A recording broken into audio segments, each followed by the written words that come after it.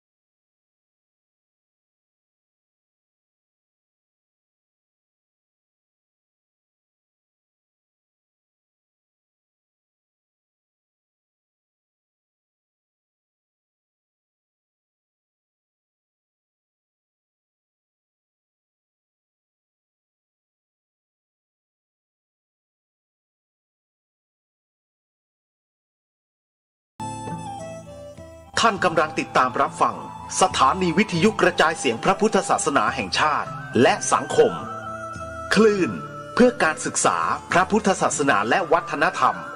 ระบบ FM 104.5 เมกะเฮิรตซ์รายการต่อไปเป็นรายการส่องธรรม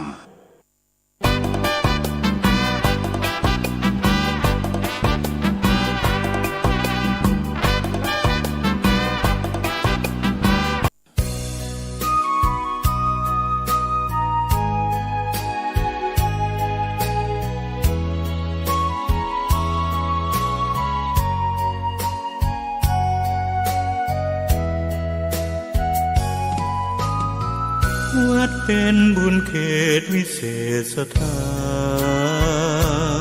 นเหมือนทิพย์วิมานของหมู่ประชาสะอาดรื่นรมด้วยร่มเงาไม้ได้ร่วมศรัทธาสมเป็นศาลาแหล่งพักพิงใจ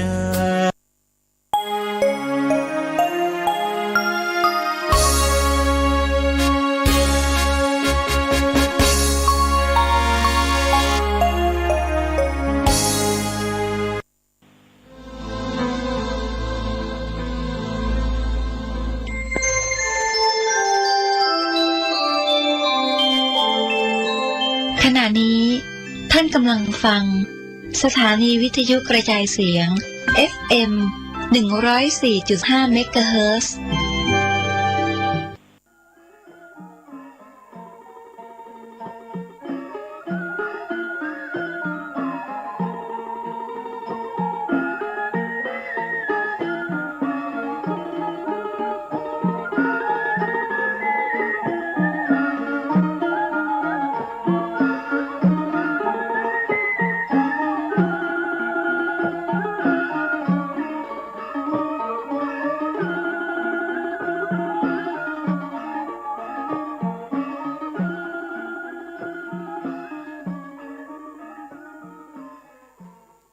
เอาพอออกคนหนึ่งเอานกเอี้ยงมาเลี้ยงจนปากเป็นคนได้ก็สดหนีก็ไปอยู่ด้วยเพื่อนมันไปกินหน่อยไม้หรอกหน่อยไม่ลุงกินไปกินมานกเอี้ยงนี่มันปากได้มั้งว่าหน่อยไม่ลุงเงี้ยลำเงาบ่ะ นกหมู่เดียวกันยินว่านึกว่าคนน่ะเนาะต่อปลากันบินหนีฮะมันก็หนีแล้วเพื่อนไปท่าก่อนนี่ นกหมดนั่นก็บินไปติ๊กอ่ะจนพออ่อนพอเอียบอ่ะมันปากกระโหลกปากแล้วก็ไปเขาไปจับกิ่งไม้ก็จับกิ่งไม้ขอท่าพวกบ่ท่าบ่ ไปไหนมา เนี่ยมันอยู่กับหมู่ได้ก็ต้องเป็นหมู่นั่นนะ อันนี้ไปอยู่กับนกให้ไปอู้ไปโคนมันก็ไปติ๊กๆอ่ะ เรื่องมันนัก อันนี้เพราะฉะนั้นเนี่ยการอย่างอี้เรื่องราวที่มามันเป็นไปอย่างอี้บางทีคนเฮานี้นะอันนี้จะอู้ฟังมันก็จะว่าสอนก็สอนกันพ่องจะว่าสอนก็บ่สอนมันเป็นอย่างได้ความโคตรนี่นะมันเป็นอกุศลอย่างหนึ่งที่ฮ้องกันว่าคือความบดีที่ความขี้โคตรขี้เกียจนี่นะมันถึงมีเป็นจิตใจของคนเฮาถ้าเฮาโคตรอยู่แสดงว่าจิตใจเฮาเนี่ยเป็นสามัญสำนึกยังว่ายังจะเจริญรุ่งเรืองอยู่อีกอะเพื่อนด่าก็บ่โคตรเพื่อนแจ้งก็บ่โคตรนี่มันถึงมันได้แล้วก็ขี้โคตรล้ำก็บ่ดีนี่มันเป็นเหตุอย่างเงี้ยคนเฮาเสียผู้เสียคนหาทางวิธีระงับมันเนี่ยถ้าโคตรปั๊บงับปากปั๊บนี่งับเนี่ยถ้ามันหายโคตรก็ว่าต่อไปถ้ามันโคตรตัวว่าตัวนะขอสุมาเด้อพ่อก็ด่าแม่ก็ด่าเป็นตาบอดตาลมก็มีนะอันนี้ให้จำไว้โคตรก็งับปากไว้อย่างมีตุลุงตัวหนึ่งขี้โคตรอย่าปั่นไปบวชแล้วก็ยังมาหายโคตรด้วยมานึ่งอย่าปั่นสินเนาะเอาวีก็บังหน้าหมดครบอ่ะองค์ตีนองค์มือก็บอกครบหมดหมดนี่มันไปเลือกครบที่ มันตีไม่ใช่องค์ตีนองค์มือวะเนาะหมายความว่าวัสดุใดวัสดุหนึ่งที่มันจะครบนะมันเลือกครบได้มันบอกบัดได้เรื่องส่วนตัวปั่นศีลไปถูกไปเถื่ออย่างกันหมดย้ำกันย่ำไปหมดกันหมดนี่ปุ่นนี่ปากไปหมดป้าหน้าที่ป้าต่อเวรมณีครับประตังสมาธิญามีปันศีลและบรรทุกบรรเถือสักกรรมนี่คือความโกรธแต่ไม่ขี้โกรธขี้เกียจต้องมีจิตใจปกติธรรมดาบางทีก็ต้องใจเล่ห์เหลี่ยมพ่องอย่างคิดตึกฟ้าเนี่ยคนไทยว่าอย่างหัวเนาะเนาะเตียวไปนะมันอยู่แต่หม้อน้ำมือเขาจังมันจะตายนั่นเตียวช้านี่คิด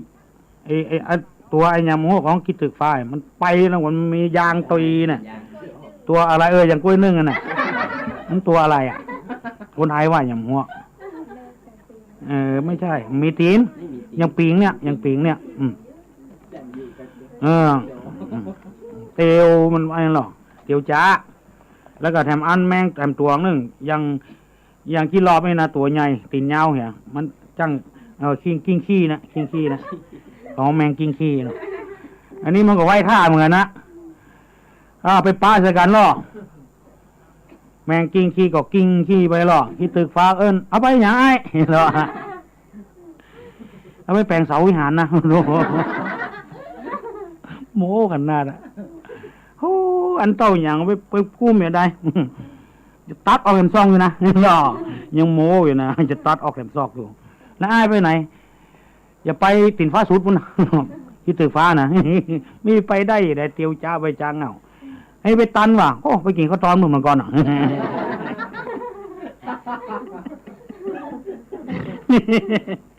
อันนี้ก็เข้าท่าดีเนาะอันนี้เรื่องตลกขนาดอ่ะ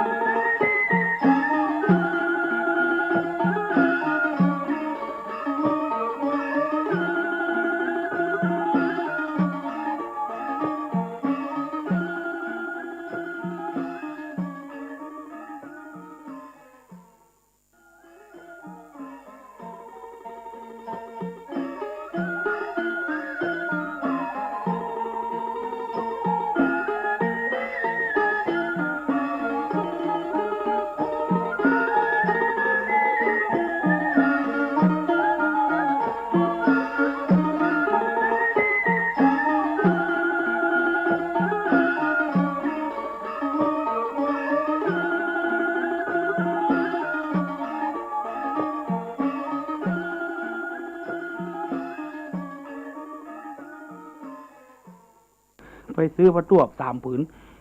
ผ้าตวบขี้งาเหมือนกันหมดเนาะ ตามปกตินี่นะแม่เมียจะไปกาดคือเมียมันเฝ้าหมายเข้า ตุ้มผ้าตวบอย่างเดียวกัน มันลูกขวายวันหนึ่งหันแม่เมียนั่งเฝ้าไอ้เข้ามันนึกว่าเมียมัน แล้วเผียวไปอุ้ม อุ้มแม่เมียมัน แม่เมียมันด่าหัวลูกชายชาติหมาแหมมาอุ้มก็เดี๋ยวว่านักเป็นเบาอย่างขี้ ขี้อย่างหมูเบาอย่างขี้อย่างหมูนั่นว่าขี้แห้งก็บ่ใจไปอุ้มคนผิดอ่ะ เนี่ยนี่อย่างเหมือนกันนี่มันก็ดีนะคนอยู่คนอย่างแต่งตัวไปคือมันเหมือนกัน ถ้ามันเหมือนกันนี่แถมลายนี่ลวดลายคนเนี่ยคนนี่มันสมองสร้างงานมันเหมือนกันคนอย่างเขานี่ก็ลายหนึ่งเขาของห้องมันมาเกี่ยววอกมันเน็ตขนาดอะไอ้เจ้าห้องเกี่ยววอกเตื้อหนึ่งมันจ้าตอกมัดเข้าเลยนะไปขายคือคนเจ๊กหรอกคนเจ๊กมาวัดพอของเรื่องนี้ใช้ไม่ได้มันสร้างกว่าเขาของเขายาวตั้งขนาดนี่สร้างอย่างนี้ว่าซื้อไหมเอาฝากไว้นี่เถอะแปะมันพูกวันใครจะมาเอาเอาฝากไว้ฮันหนูนี่ใดมันขายตอกมัดเข้ามันหูเรื่องมันจีเปื่อนมันพี่ไปซื้อตอกมัดเข้าเนี่ยเปื่อนมันจะไปซื้อได้ลูกไปเอาอันสั้นๆนะอันยาวดึงเหมาเข้าค่ามันต่ำแปะขยาวเนี่ยหรือซื้อเท่าไรมันมี5 มัดแต่ยื้อสัก10 มัดนะวางหน้าจะเอามาให้นะเอานี่ไปกองเนี่ยเหมาไปคือมันปอ10ก่อนนี่มีตัวใดเอาหมดอันนั้นนัก10ก็เอาแต่หรอกแต่พอถามอย่างนั้นแล้วนะแถมสักค่ำไอ้เจ้าของตอกมาล่ะข้าจะเอาตอกข้าคืนละ มันก็ซื้อไว้ไล่ ซื้อเอาหมดแถม3 วัน 4 วันบาทนี่ลวดลายของคนที่เขาอู้นี่ก็เพราะว่าเขาปูจาความคิดมันอย่ามาเก่งแต่เก่งว่าแต่สมัยก่อนนี่ขึ้นรถไฟนุ่มได้เสียทางหรอกเพิ่งเก็บทางเหนือมันล่องไปทางใต้เป็นไปเป็นมาของห้องเกี่ยววอกนะ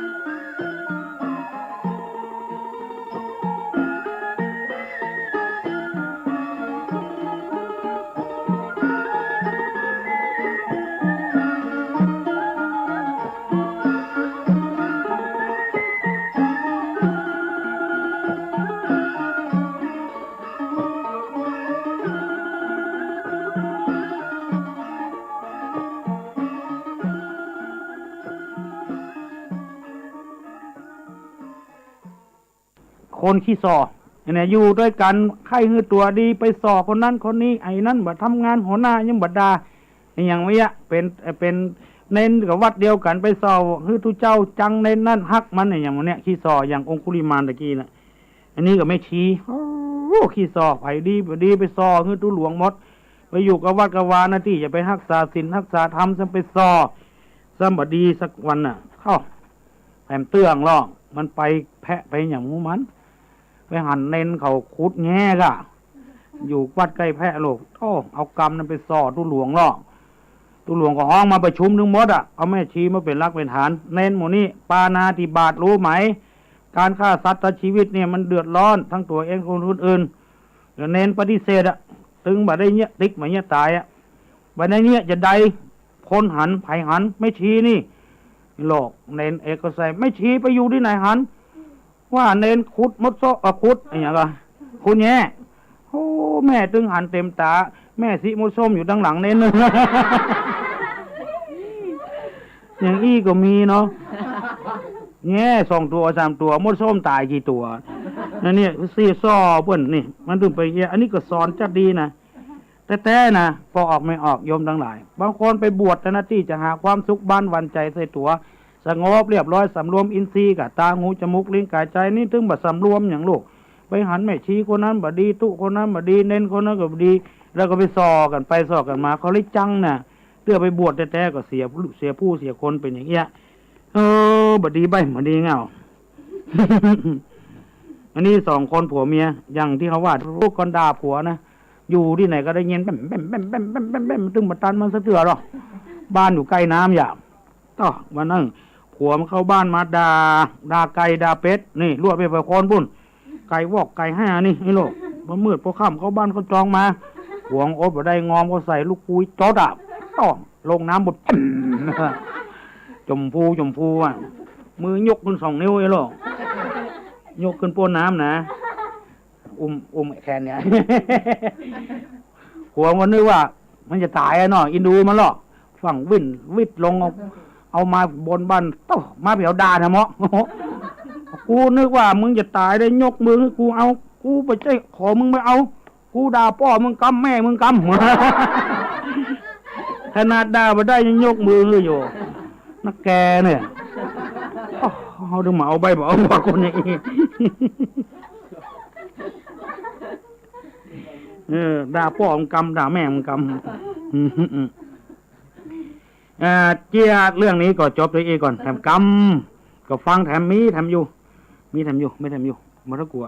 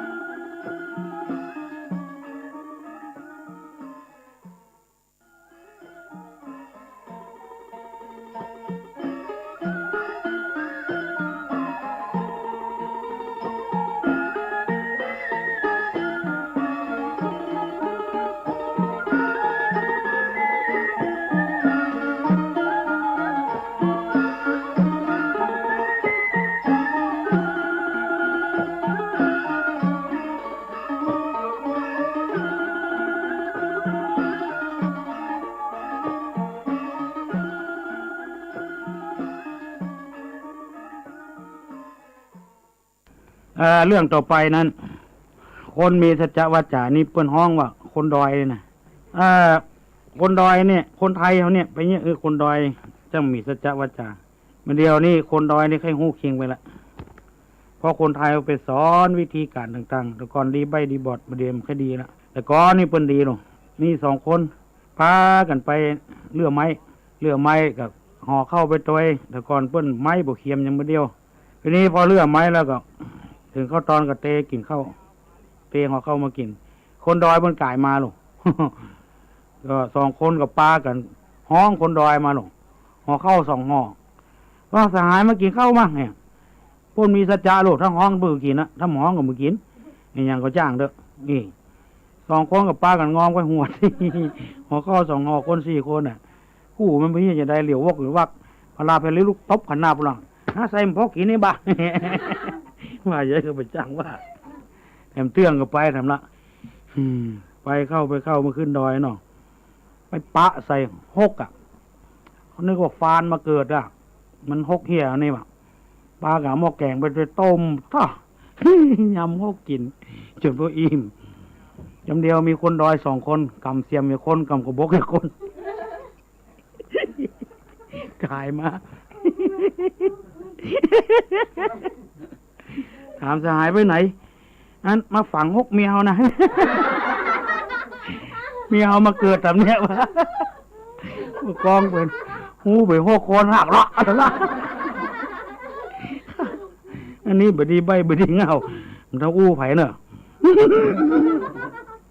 ก็เก็บเอาไว้อะนั่นถูกกลัวมันหายไปนะกลัวเจี้ยหมูนี่มันหายไปไอ้อย่างน่ะไอ้อย่างก็สวับกินนึกจำมันเนอะคำนี้นะ เตื้อของไม่บรรทัดพอหน้าพอตากันหักเลาะ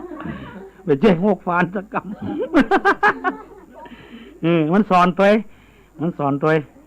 เนี่ยเปิ้นห้องกันอย่างงอมก็ใส่ให้ระวังเด้อ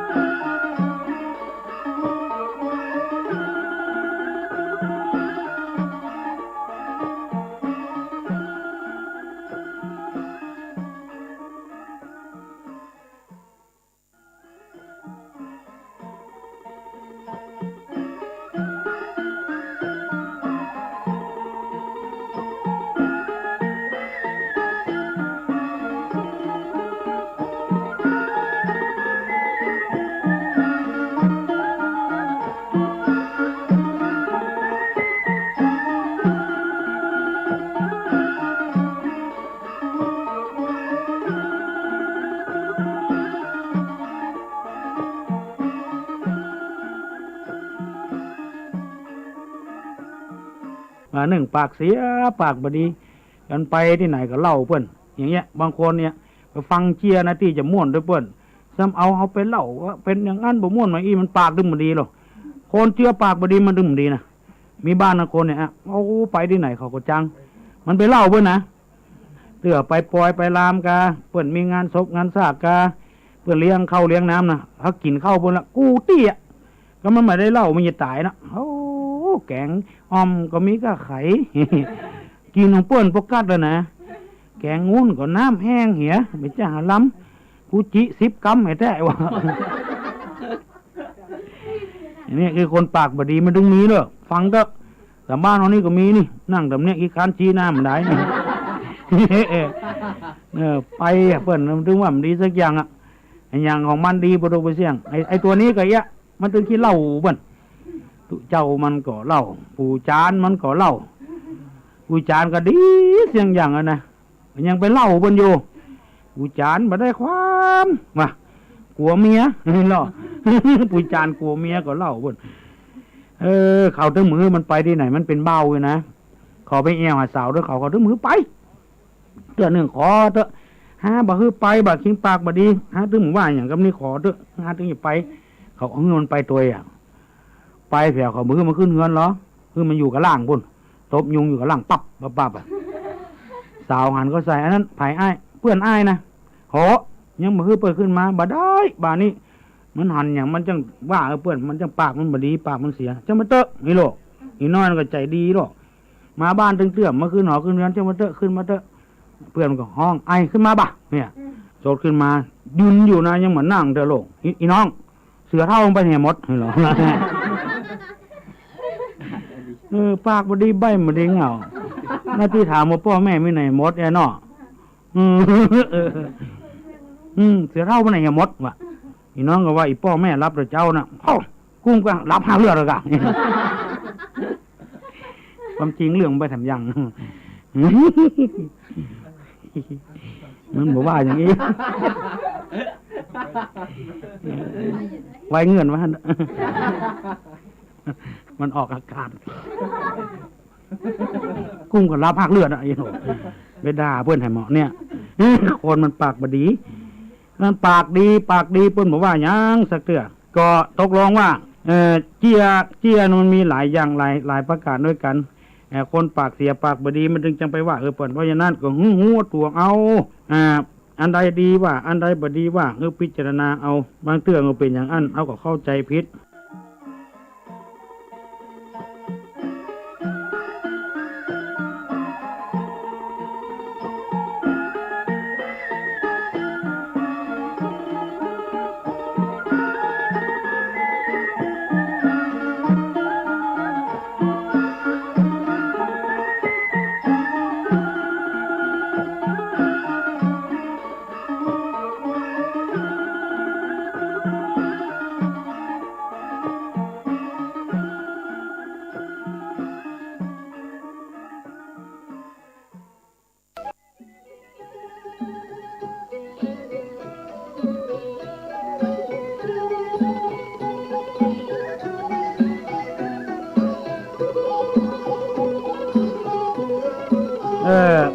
พ่อแม่พี่น้อง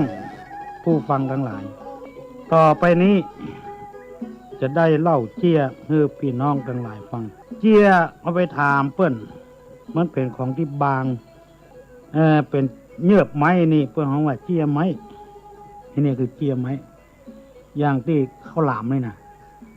ที่เขากินข้าวหลามที่มันเยือบมันติดนะคือเจียแต่ก่อนมันกำเขานี่มันเปลี่ยนไปลงอย่างเตียวเนี่ยมาเดียวห้องกางเกงเวลาเนี่ยวันนี้มันเปลี่ยนไปจะน้อยเนี่ยเยือบไม้เพื่อเขาว่าตะกอนห้องเจียไม้เตียวนี่ตะกอนแต่ห้องโกนเนี่ยจากเปลี่ยนโกนมาเป็นเตียวเบอร์นี้นี่เป็นกางเกงจากกางเกงมาเป็นอย่างโหกางแกงแล้ว มันเปลี่ยนไปอย่าง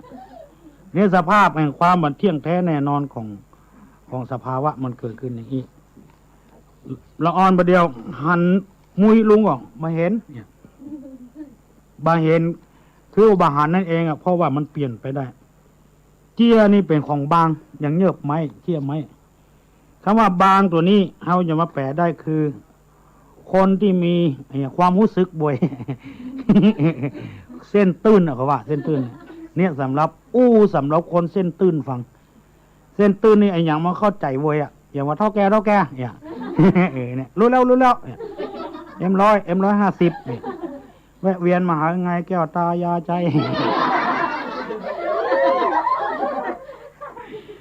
คงรู้ว่าที่นี่มีกำลังมาให้ไม่ใกล้อยู่ที่มือพี่เอง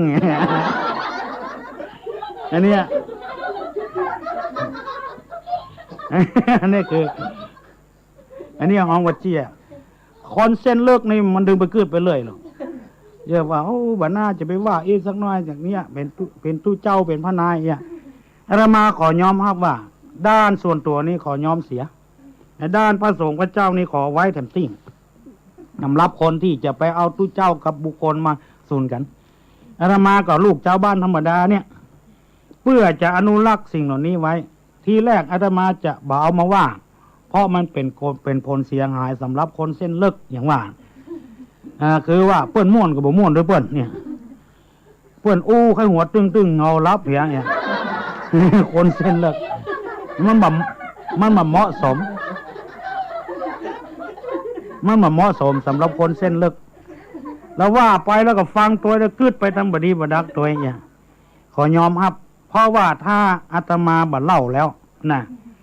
ตุลุงทองบ่เล่าพ่อครูทองบ่เล่าหรือพ่อครูโสพลบุญญาพรบ่เล่าเนี่ยนะคนคนเดียวมีชื่อหมูกี่อย่างหรอกเนี่ยแถมน้อยมันจะทราบจะสูญจะหายไปมันเหมาะสมสำหรับคนที่เส้นตื้นคนที่อันนี้ปัญญาง่ายปัญญาเบาๆบางๆมันหู้หรอกในสมัยพระพุทธเจ้าจะประเทศทำมือไผ่ฟังกับพ่ออย่างเงี้ยมีพระเท้าสหัมบดีพรหมมาราธนาว่าคนเฮาเนี้ยมันมีเส้นมาเหมือนกันมันสมองมาเหมือนกันบางคนบ่ฮู้อย่างสักพิงสักมิงพอเปิ้นแนะนำป๊บก็เข้าใจเดินไปได้เลยอย่างเงี้ยอย่าเท่าแก่รู้แล้วมันเป็นอย่างนี้บางคนอู้ครั้งหนึ่งบ่ฮู้เรื่องครั้งที่สองอ๋อเป็นนี่เนี่ยอย่างว่าเจ้าบพที่เขา ขายสีเนาะเจ้าบพเนี่ยอ๋อเนี่ยเจบีพีเนี่ยอันนี้คือสีก็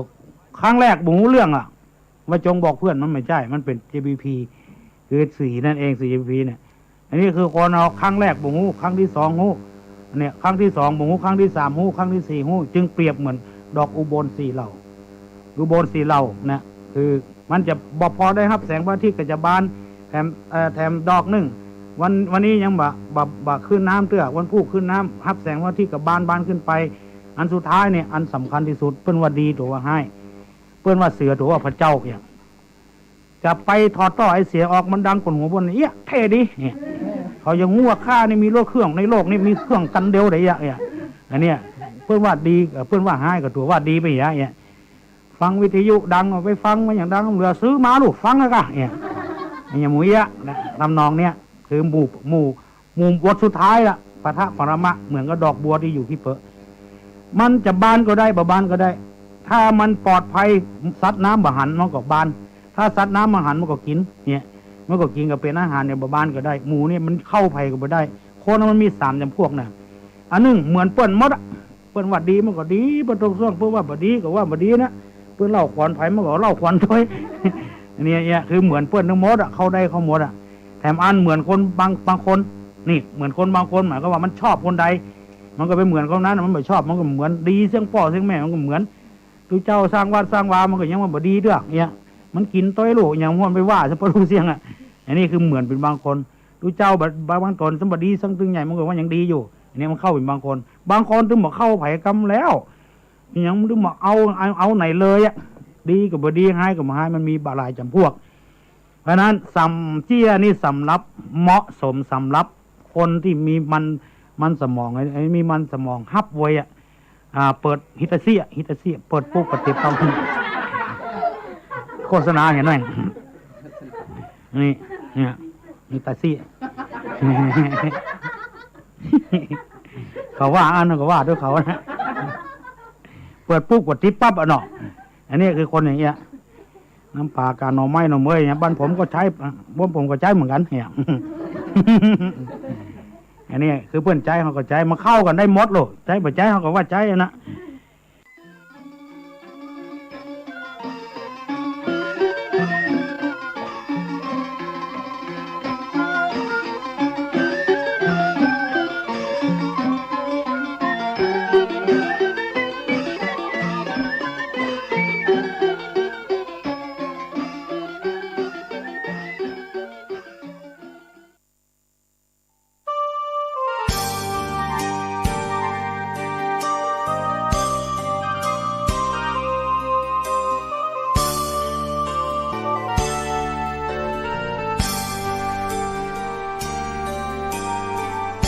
วันเข้าพรรษา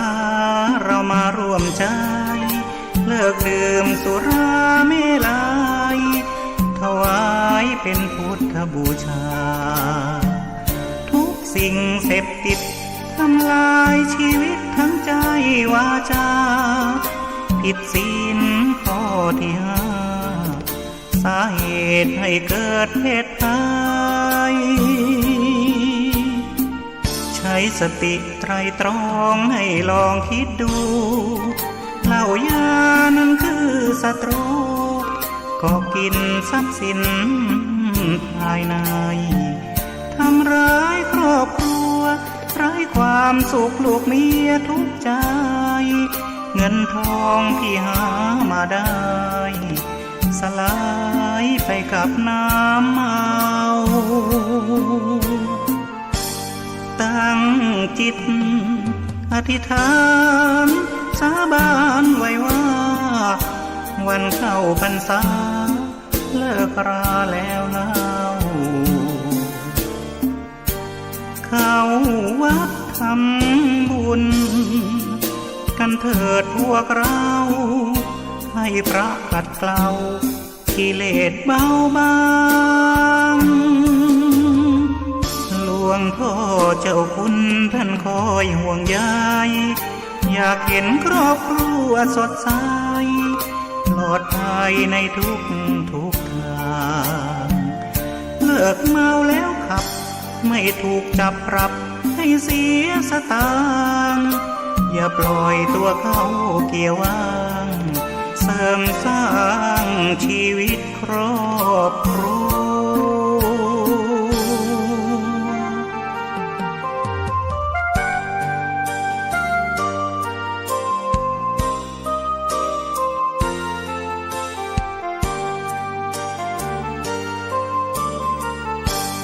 ตั้งจิตอธิษฐานสาบานไว้ว่าวันเข้าพรรษาเลิกราแล้วเล่าเข้าวัดทำบุญกันเถิดพวกเราให้พระขัดเกลากิเลสเบาบางหลวงพ่อเจ้าคุณท่านคอยห่วงใยอยากเห็นครอบครัวสดใสปลอดภัยในทุกทางเลิกเมาแล้วขับไม่ถูกจับปรับให้เสียสตางค์ อย่าปล่อยตัวเข้าเกี่ยวว่าง เสริมสร้างชีวิตครอบครัว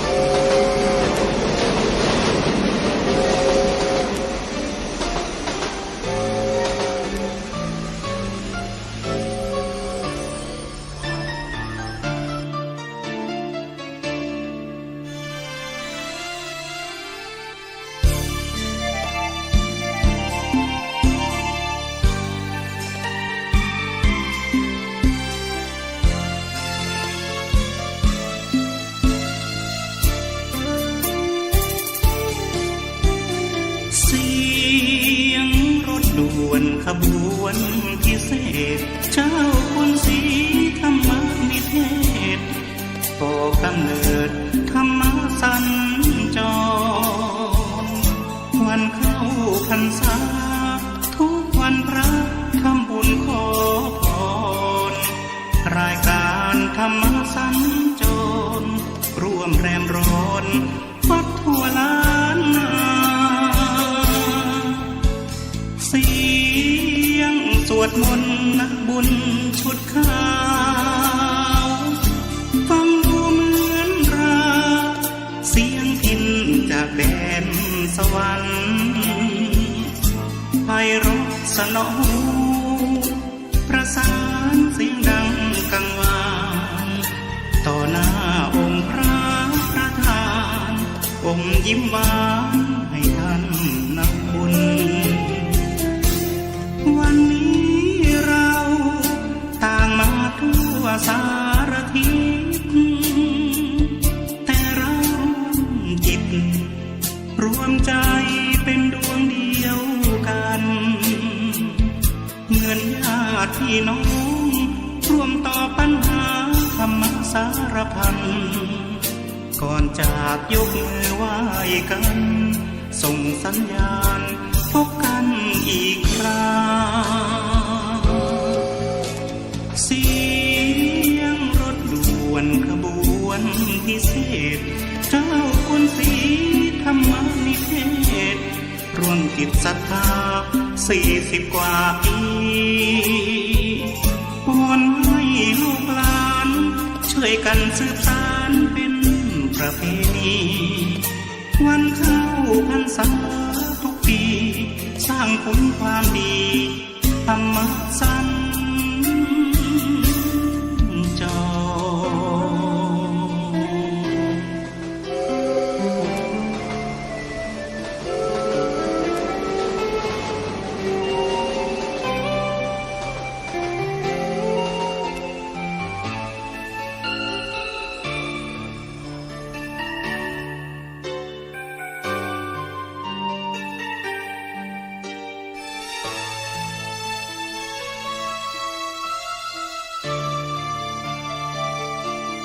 วันนี้เราต่างมาทั่วสารทิศแต่เราจิตรวมใจเป็นดวงเดียวกันเหมือนญาติพี่น้องร่วมต่อปัญหาธรรมสารพันก่อนจากยกมือไหว้กันส่งสัญญาณพบกันอีกคราเสียงรถด่วนขบวนพิเศษเจ้าคุณศรีธรรมนิเทศร่วมจิตศรัทธา40 กว่าปีวอนให้ลูกหลานช่วยกันสืบสานเป็นประเพณีวันเข้าพรรษาทุกปีสร้างผลความดีธรรมสัญจร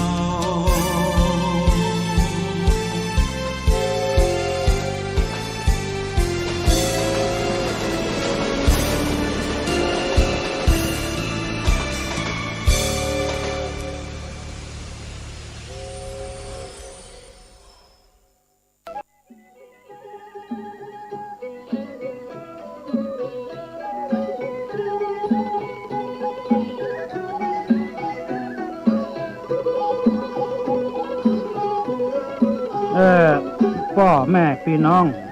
ผู้ฟังทั้งหลายต่อไปนี้จะได้เล่าเจียให้พี่น้องทั้งหลายฟังเจียเอาไปถามเปิ้นมันเป็นของที่บางเป็นเยือบไม้นี่เปิ้นของว่าเจียไม้นี่คือเจียไม้อย่างที่ข้าวหลามนี่นะที่เขากินข้าวหลามที่มันเยือบมันติดนะคือเจียแต่ก่อนมันกำเขานี่มันเปลี่ยนไปหลงอย่างเตียวเนี่ยมาเดียวห้องกางเกงเวลาเนี่ยมันนี่มันเปลี่ยนไปเดี๋ยวน้อยเนี่ยเยือบไม้เปิ้นของว่าตะกอนห้องเจียไม้เตียวนี่ตะกอนแต่ห้องโกนเนี่ยจากเปลี่ยนโกนมาเป็นเตียวเบอร์นี้นี่เป็นกางเกงจากกางเกงมาเป็นอย่างโหกางแกงแล้ว มันเปลี่ยนไปเนี่ยสภาพแห่งความมันเที่ยงแท้แน่นอนของสภาวะมันเกิดขึ้นอย่างนี้ละอ่อนประเดียวหันมุยลุงออกมาเห็นเนี่ยบาเห็นคือบาหันนั่นเองเพราะว่ามันเปลี่ยนไปได้เจียนี่เป็นของบางอย่างเยือบไม้เจียไม้คำว่าบางตัวนี้เราจะมาแปลได้คือคนที่มีความรู้สึกบ่อย เส้นตื้นเขาว่าเส้นตื้นเนี่ยสำหรับคนเส้นตื้นฟังเส้นตื้นนี่อย่างมาเข้าใจบ่อยอย่างว่าเท่าแก่เนี่ย เนี่ยรู้แล้วเนี่ยM150เนี่ยแวะเวียนมาหาไงแก้วตายาใจ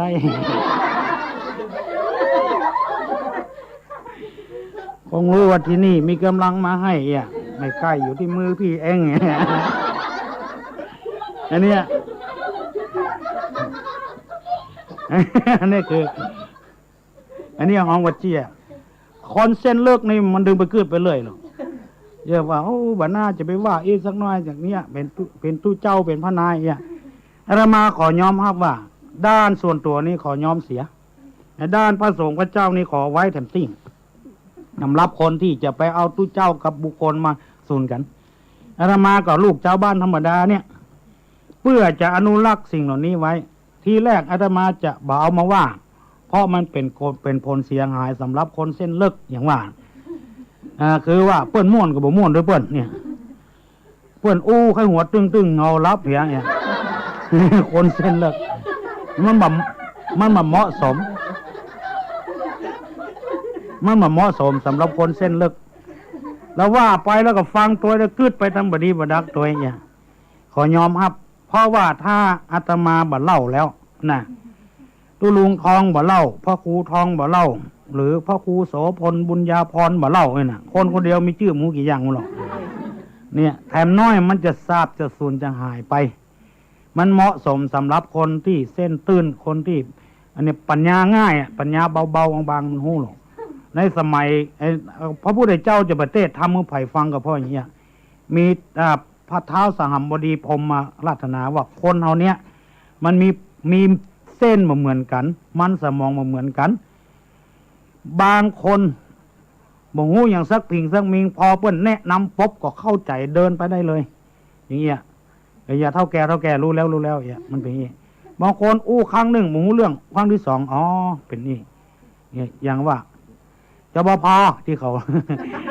ขายสีเนาะเจ้าบพเนี่ยอ๋อ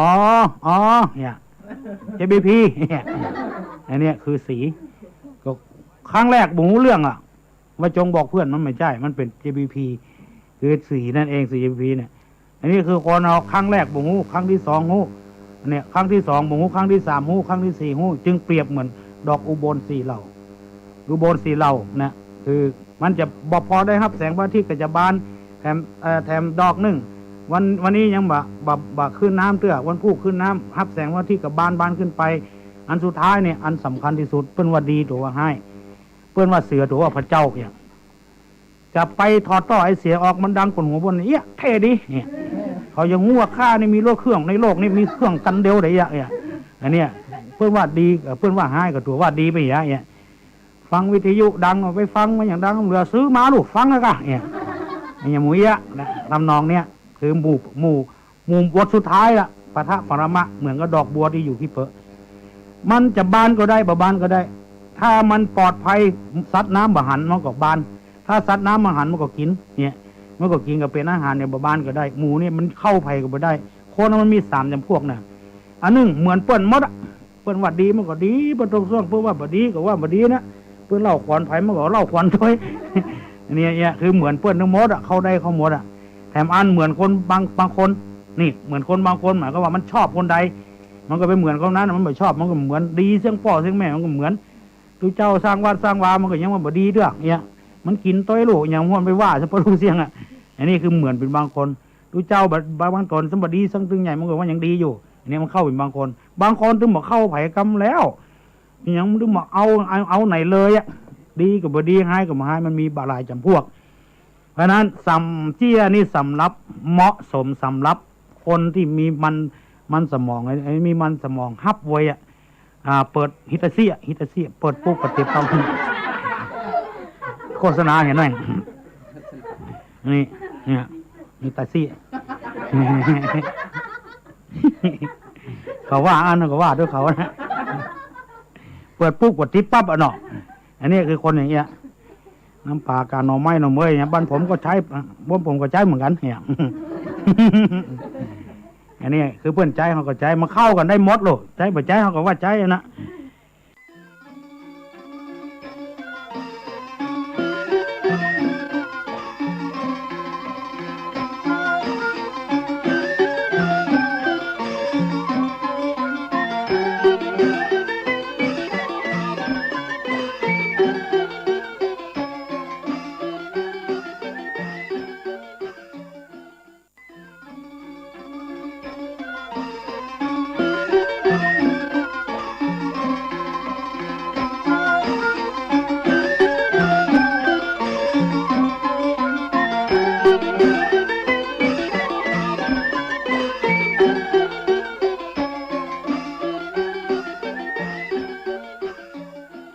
เชื่อต่อไปนี้เป็นคำสอนด้วยนะคำสอนด้วยคำสอนสำหรับคนที่บ่รู้จักตัวเก่าที่บ่รู้จักตัวเก่าหมายก็ว่าตัวเป็นลูกจ้างเนี่ยเจ้านายว่าอย่างเพื่อนด่าเพื่อนเอ็กซ์เพื่อนอย่างเงี้ยมูเนี่ยบ่รู้จักตัวเก่า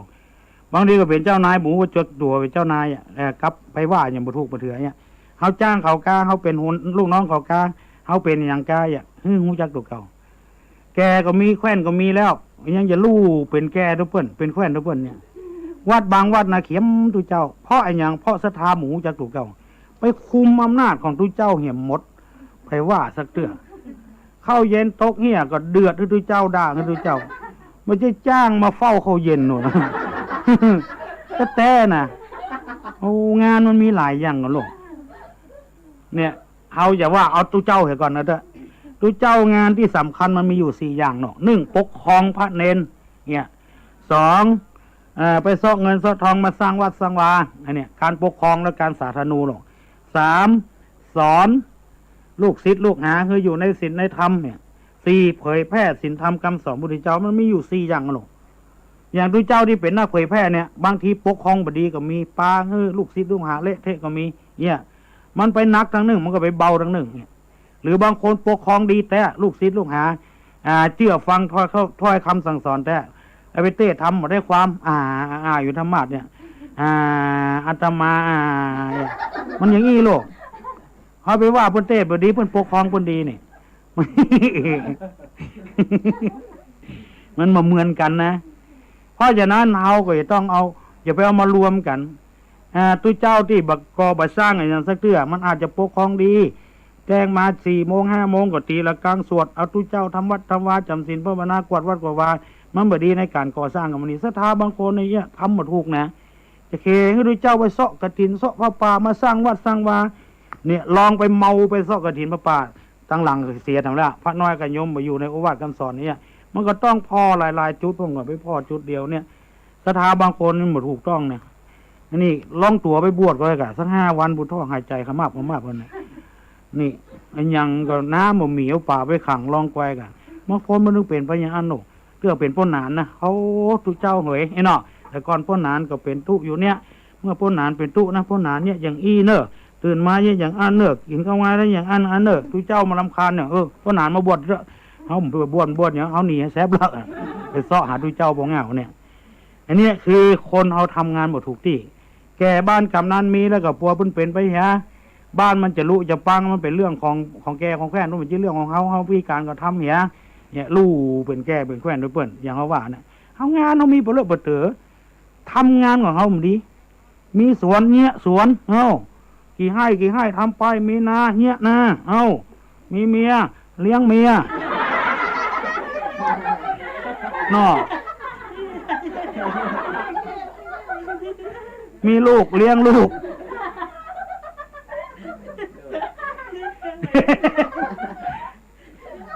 มีไก่เลี้ยงไก่มีหมูเลี้ยงหมูมีทุกเจ้าเลี้ยงทุกเจ้ามันไปเดือดร้อนอย่างอันนี้ห้องบัตรทามเนาะมีนาก็ไปเนี้ยมีสวนก็ไปเนี้ยมีเมียก็บัตรเลี้ยงเมียมีลูกก็บัตรเลี้ยงลูกเนี่ยแล้วมันวิธีการของเขาไปลู่กันทำของเปิ้ลเนี่ยอันนี้เป็นอย่างเงี้ยอันนี้จึงมีเจี้ยออกมาว่ามีงูตัวหนึ่งเกิดออกมา5 ตัวด้วยกันนะหมู่อื่นเปิ้นใหญ่มดยาวจะลาดจะเล็ดมันตึงเหมือนยอมใหญ่กับเปิ้นงูตัวนั้นนะเมื่อใดก็ผอมจังก้องนะเพราะไอ้หยังก็เพราะอย่างเขาว่าเนี่ยไปทำงานผิดที่เนี่ยหางมันด่าหัวทิกๆอะหัวเป็นอย่างอันอย่างอี้บริหารงานบ่เป็นสู้หาเป็นนี่หาจบปริญญามาใหม่ๆนี่ซิงนี่ถ้าหาเป็นนะหูบ้านเมืองจะเจริญยิ่งกว่านี้กันแอวไปปุ๊กระดมตัวแหละจังหัวหรอกเล่าถึงวันคนมันเอาดองเล่าเถอะผัวจัดดีนะน้องเปิ้นเล่าผัวบดีไปตัวเปิ้นหมดมันเป็นไปได้นะบอกเอาคำมาเป็นขี้ก็ได้นะ เนี่ยถ้าปลาเข้ามันเป็นนี่นะเรื่องของเจ๊คดีขายได้อยู่เนี่ยของดีของพิเศษมันเป็นอย่างอันอย่างอี้นี่มันขึ้นสนิมลูกมันอย่างเอี้ยเป็นอย่างอี้ก็มีพอคนกินมาลอยบ้านเฮากับอันเนี้ยคนตุยไปซื้อเสื้อเพื่อมาเตะหลังวัดตัวนี้มาเอาเด้อมันน้อยไม่เพียงลายผ้าชังนี้มันเป็นพิเศษล่อว่าซักยังมังฮึกลึกยึกเสื้อมึงเนี่ยซักมังยึกลายเราได้ขายแล้วก็ถ้ามานุ่งไปยืดไปแยดเนี่ยดูที่ข้างรถเบรกเนี่ยอยู่ที่กำปากเนี่ยเอาคำเป็นขี้ได้อย่างว่านะเอาของบดีเป็นของดีได้มันเป็นอย่างนี้หามันก็ยุยงพุกปันเจ้าตำตัวแล้วล่ะตัวบดีเอาหัวบดีอย่างอ้อนอย่างนี้เอาเข้าสังเกตมันผิดพลาดหน่อยก็โจมตีละเอาเข้าไปซอกกินก็ไปมาได้ห่างไปตัวนี่ก้อนหัวไปห่างไปละมันเนี่ยอย่าได้มันไปมันห่างปันกิ่งไม้ไว้หรอกปันไว้ฮะเนาะแน่นแก่งหัวดึงอย่าได้ก็ดึงไปกระดูกจะโบราณผ้าเพ่วันค่ำได้กินอย่างสักอย่างหรอกหัวโอ้อย่างนี้น้ำเหลือตายถึงหัวถึงตัวถึงเปื่อนถึงเฮาเนี่ยตายมาเข้าพี่ก็เขือกันเลยตัดสินใจหรอกหางถ้าอย่างนี้น้ำเหลือหาขอลาแล้วบ่คิงใครเป็นหัวเป็นวันนี้เด้อหายอมคิงรักเลยนะทั้งอี้ตายหมดมันได้เป็นหัวหรอมันก็มันดีเสียงอย่างอันนี้มันมีเสียอย่างอุปกรณ์ในการเป็นหัวมันบ่มีอย่างนะหลวงพ่อเตอะตาก็มีป้าก็มีนะปลากระตัวก็ของสำคัญมันอยู่ที่หัวนี่หมดลองคืดพอเด้อเนี่ยลองคืดพอเด้อไอ้อย่างมันอยู่ที่หัวนี่หมดตาคล้ายๆงามก็อยู่ที่หัวเนี่ยอย่างของที่หัวนี่หมดแล้วมันมีเสียอย่างมันไปได้บุญไปเลยเข้าดินเข้าหญ้าไปเลยไปวันค่ำมาได้กินอย่างซักอย่างเพราะมันมีปากหรอกปากอยู่ที่หางพุ่นหมดอยู่ที่เปื้อนประดกประเสียงมันมีประสบการณ์เข้าแพะเข้าป่าไฟไหม้ป่ามาตึงหน้าที่มันจะหนีลูกไฟลูกเมื่อของเย็นเมื่อใดของฮ้อนเนี่ยของตายมันมาหานะมันมีตาบุญไปหาไฟไฟกับไหม้มาหามันต่างคนต่างเข้าหากันตายก็ตายไฟไหม้ถึงหัวถึงหางติ้นยางตายเขาเหี่ยวลงคุมมัดเลยอันเนี้ยคือการที่เฮาไปทำงานพิธีไปทำงานของเพื่อนนะอันนี้ก็เป็นคำสั่งคำสอนจะดีนะลองพิจารณาเถอะอันนี้ลงงูกำหางอย่างเจ้าบ้านจะจองบางคนไปยุยงปุกปั่นเจ้าบ้านจะจองจังแก่จังแขวนกินอย่างอันแก่กินอย่างอันนี่เจ้าบ้านมันก็จังแก่จังแขวนไปติ๊กๆหรอกลาบลาบ้านท่านถึงเหมือนเจริญหนูบางบ้านเป็นเจริญเป็นต้ยกันเนาะมันจะกินกับเปลือกมันกินกับมันได้ไปเนี่ยอย่าได้มาการมันเพิ่มได้เนี่ยบุดประชุมบุดนั่นบุดนี่เพิ่นมาเอี่ยวมาแหวงก็เอาพ่องอย่างพ่องมันก็อย่างเดี๋ยวเขาว่าอย่างหมาลงน้ำอุ่นใจเลี้ยถินเนี่ยน่ะมันลงน้ำมันตีนมันเปรี้ยวก็เลี้ยกินน้ำก็ได้กินตีนก็แห้งตัวอย่าเอาอย่างใดทำมันอันนี้คือว่าอย่าไปลูกอำนาจจะไปเป็นเจ้าเป็นนายเป็นอย่างเพื่อนทำงานของเขาเถอะทำติ๊กๆเถอะเขาเป็นตู้เจ้าก็ทำหน้าที่ของตู้เจ้าไปเขาขอเขาก็มาเนี่ยเขาเนี่ยถ้าเขาบอกขอเขาไปโลดมาเนี่ยอย่างเป็นยินดียินบานอย่างหมูนี่เป็นต้นก็เป็นนั้นว่าเจี้ยข้อแรกนี่จบไปอีกนี่ ม่วนก็จ้างม่วนก็จ้างเด้อ